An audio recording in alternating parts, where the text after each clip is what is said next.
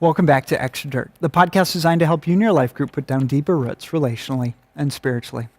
We want to encourage you this week as you look at this material to keep in mind that our attitudes can affect the rightness or wrongness of our actions. You see, it's not Martha's service in itself that is bad. It's not the fact that she was being a good hostess that was wrong. It's that her attitude towards God was not the same as the one that Mary had, which was of appreciation and of love and of devotion. And sometimes I think it's very easy for us as Christians to get into the habit of doing good things, but we do them with the wrong attitude, with the wrong mentality, with the wrong motivation. And so in doing so, we take something that would normally be good and we make it actually harmful to ourselves. It's easy to get wrapped up into doing Christian things so much that we lose sight of what it really is about, which is enjoying God's presence and knowing Him more and drawing closer to Him. And so we encourage you then to look for closeness to God, not just in the sitting at Jesus' feet, if you will, not just in the church experiences, not just in worship or whatnot, as we tend to think of it, but to look at every bit of our life as if it were possibly an act of worship. Even when I go to my job and I work at my job, I consider that the way in which I do this reflects my attitude of God, that my service, that my faithful service can indeed be an act of worship of God and of magnifying really His name, of making Him look good before the nations. It can be an act done gratefully in which we say, God, I thank you for this opportunity to work here, to serve there, to do this, to do that. And so we encourage you not to stop doing things, but to reevaluate the way that you are doing things. Am I doing so in a way that draws me closer to God, or am I doing so in a way that actually can build resentment in my heart against God? And if it's the latter, we want you to stop and refocus a little bit.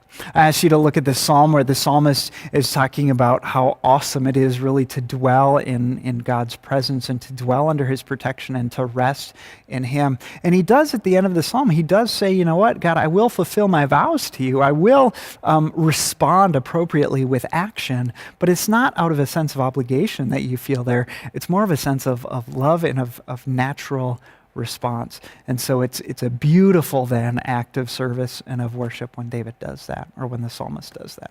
So in terms of your life group and how you can draw closer, I guess, relationally, I've got a little tool that I want to share with you that I've used in the past with youth and also myself on the receiving end as a way of building a little bit of more relational intimacy.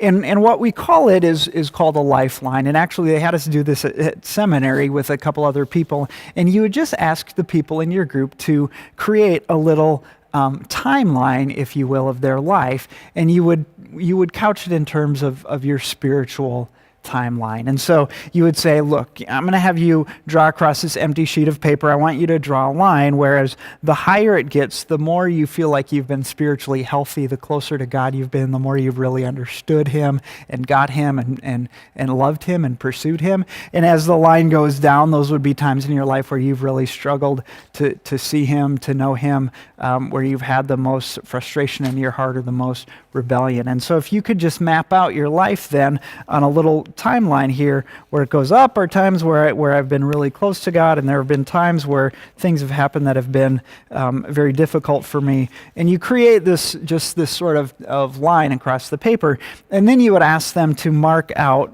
just some of the highlights or lowlights. What was it that really you experienced that brought you to that place, or what was going on in your life at that time that made you feel really close to God and impassioned about Him? What were some of the trials that you went through maybe that caused you to question God? Or maybe what are the trials that made you super close to God? And what are the blessings, the easy parts of life that actually made you drift farther away from Him? And so you try to pinpoint some ups and downs of your spiritual walk, and then you just, after you've given people 5 or 10, maybe 15 minutes to work through this, you just give each person maybe 5 or 10 minutes, depending on your group, that could take a long time. But you give them 5 or 10 minutes just to share their timeline with the other people in the group and say, you know what, it was at this point that I really started attending a healthy church, and I grew rapidly, and I was just in love with everything I heard about God, and it culminated in this experience where I was baptized and whatever. But then life was just so good, and I didn't have any problems, and I just got complacent, and I quit spending time with God purposefully, and I just sort of drifted away from Him. I got wrapped up in work or in sports or whatever, and I drifted away from God. And then at some point down here, God sort of gave me the wake-up call, and something very difficult happened where it forced me back into His Word and back to pursuing Him, and I feel like I've grown closer back with Him than at that point.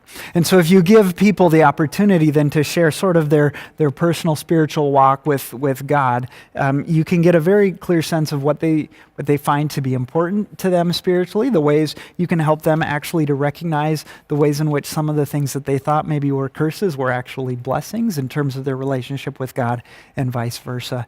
And so it's a helpful tool for us getting to know each other, to understand each other a little bit better, but it's also a very helpful tool with ourselves, just in self-reflection of understanding and being able to see God's hand a little bit more clearly moving through your life. Again, if you give everybody in your group, and you got 8 people, if you give everybody 5 minutes to talk, that's 40 minutes right there. This might be just an entire session with your group that you decide to shift gears, to do something different. You spend 15 minutes giving people a chance to do it, 5 to 10 minutes to share, and then at the end, you just sort of wrap up with any final observations if you'd like.